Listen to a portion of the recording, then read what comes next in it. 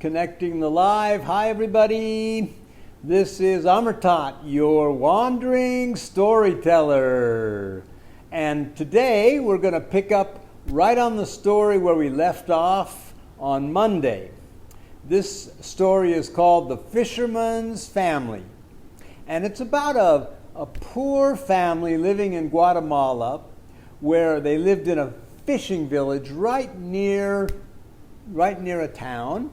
They had a little farm, and there are 3 kids in the family. There's Jingle and Jangle and Graciela. And last time we heard they had to go into town to try to make some money because their daddy, who was a fisherman, went out to sea because the local fish had all stopped biting. I don't know. There was so much pollution in the air, in the water, that he couldn't fish anymore. So he had to go way far away out to sea, and they're afraid he got lost because it was 2 days and he never came back. 2 weeks, he never came back. And their mommy was crippled, had a bad leg. So the kids had to go into town and try to make some money. And when we last left off, Graciela had just got a job cleaning the house at the rich woman's house. And the rich woman said, "Well, my dear, you have such beautiful red hair. Ooh, it's lovely red hair. You come back tomorrow, but don't you come back with your 2 brothers, okay?"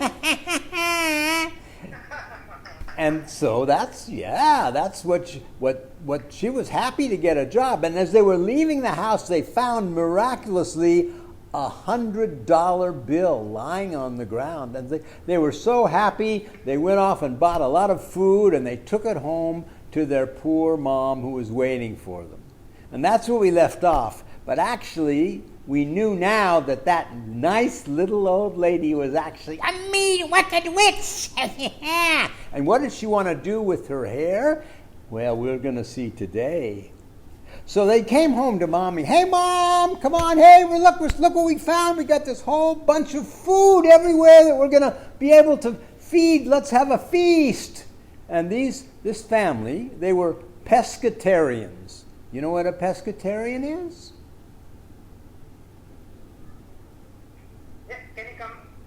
A pescatarian is someone that doesn't eat meat.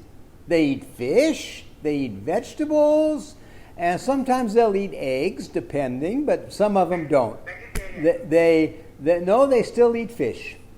So, but the problem was right now, there were no fish because the fish had all been fished out. Their daddy had gone out and hadn't come back. And even in all the stores, there was no fish available. There was too much pollution in the air.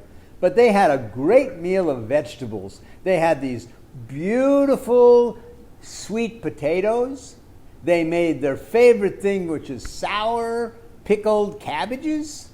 They had some beautiful yellow long-necked squash, some zucchini, some cauliflower, some broccoli, and they brought some quinoa, which is a grain they have a lot of down in South America. It's very, very good for them.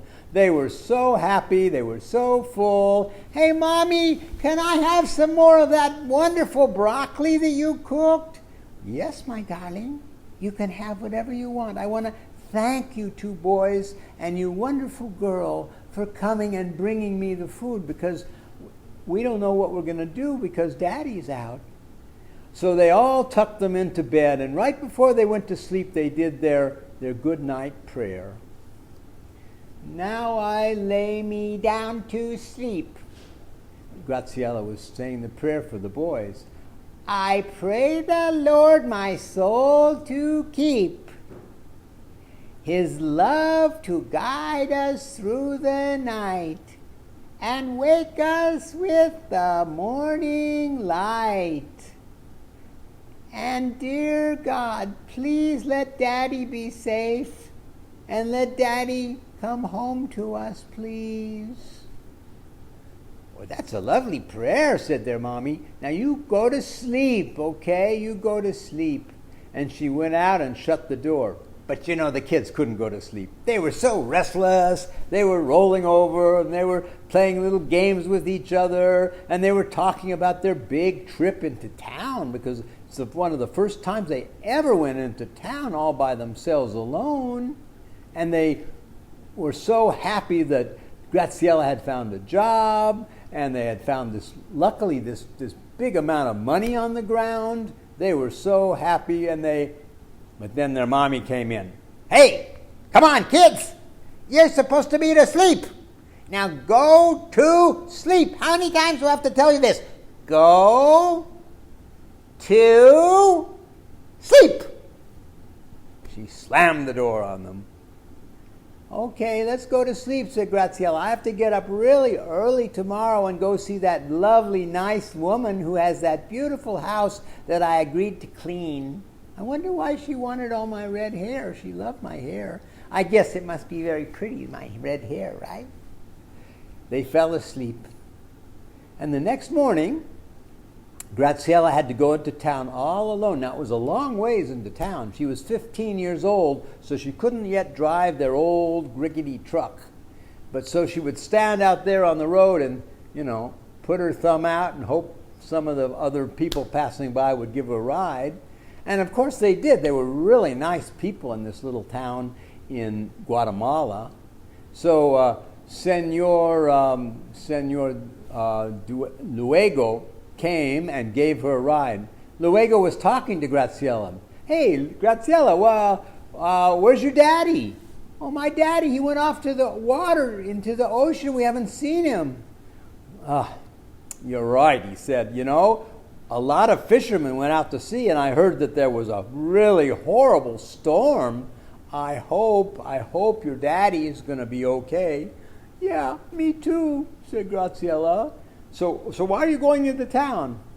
Well, there's a big house in town. Oh, yeah, I know, that big house with those big white pillars, right? Yeah, and there's this old woman in there, and she needs somebody to clean the house, and we need money, so I agreed to go clean the house. Oh, well, you know something, dear. You better be careful. I've heard some funny things about that woman. Like what? Well, nobody knows exactly, but just some strange things. So you be very careful, okay? Well, I don't think there's anything wrong. She was such a nice woman. She was really so sweet and nice. I'm sure she's great. Okay, just be careful. So Graciela came up to the door and knocked on the door. Nobody answered.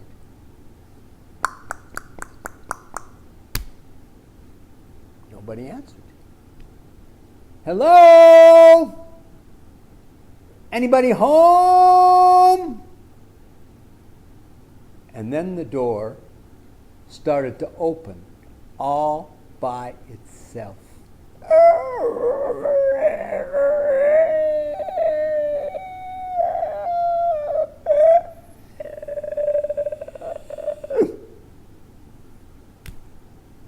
Well, what was she supposed to do? I better go in.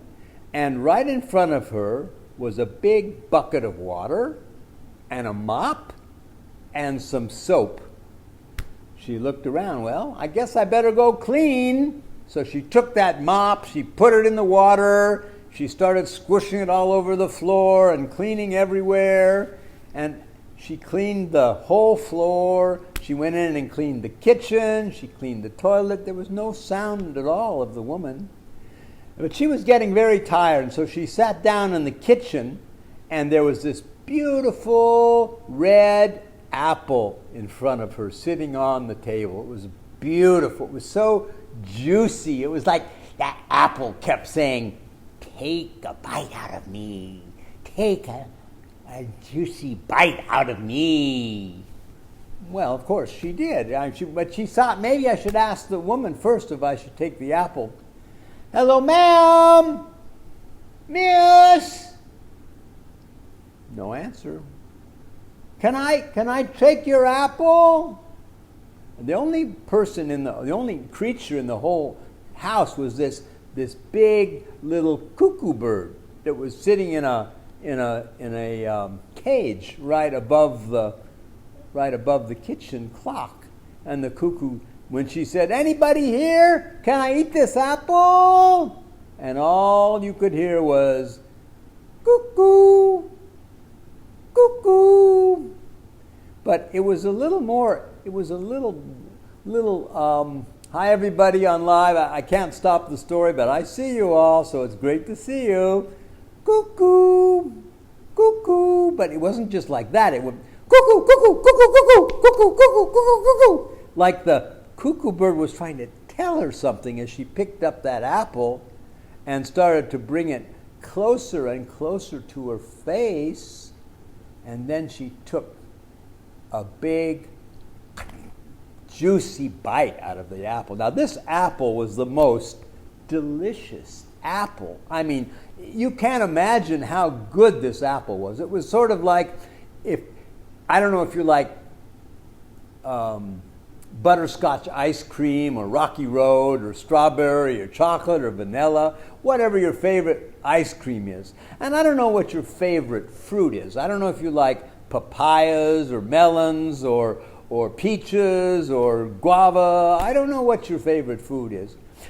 Fruit, I mean. And I don't know what your favorite type of cake is, whether you like chocolate cake or vanilla fudge or what is angel food or devil's food but whatever it is that you like, all of these tastes together came into that one bite of the apple. You can imagine if every possible taste you ever loved was coming into one bite of an apple, that she closed her eyes. Oh my gosh, oh, that's so good. I want another bite of the apple. Oh.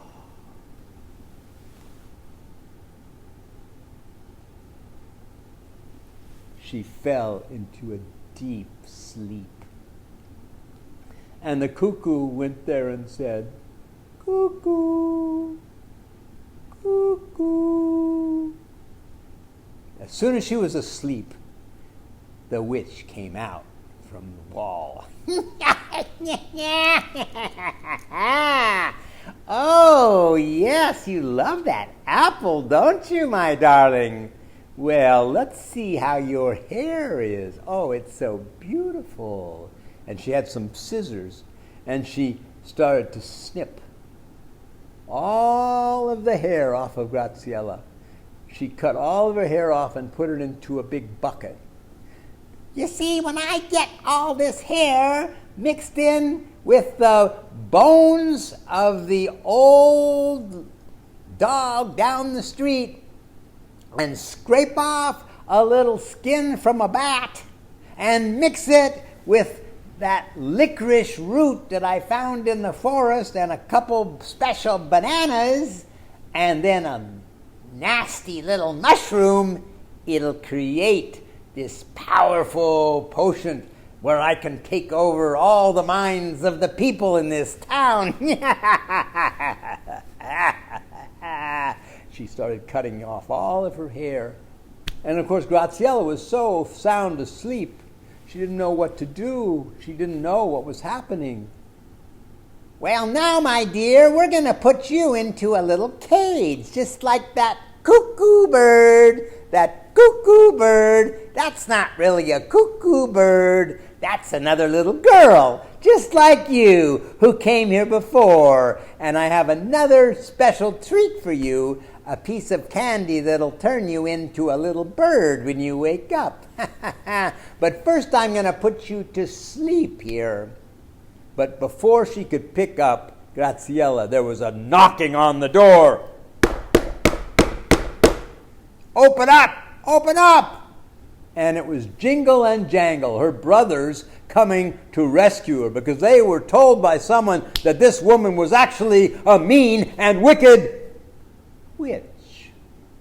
And so they came into the doors. They had 3 dogs with them and 4 cats with them, and they came in and they opened the door and they ran straight for the witch, and all the dogs and the cats leapt up to get the witch out of the way so they could save Graziella, and they were all in the midair, the dogs and the cats flying in the air, and the witch just went like this.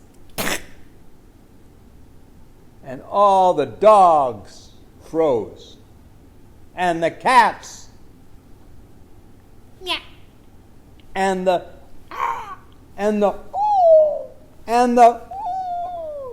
they all froze in midair and came softly down to the ground.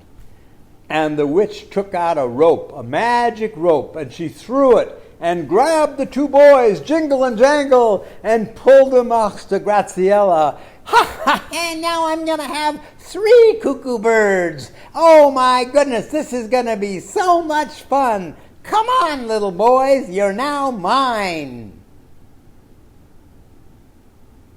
And that's where we're going to end our story for today, boys and girls. You're going to have to listen on Friday, same time, on live, on Facebook. I'm sorry I'm a little late today, excuse me, but we'll start right at 10:30 New York time, wherever it is around the world. And the story afterwards, we're going to place it on to my YouTube channel. This is Amertat. So it'll be on YouTube if you miss part of it, or if you have friends that want to see the story. There's the first episode on there already. This will be on there tomorrow. This is Amertat. And Friday, we'll hear the end of this story and what happens to Graziella and her 2 brothers, Jingle and Jangle. You take care. Good night, everybody. Be safe. Good night. Bye.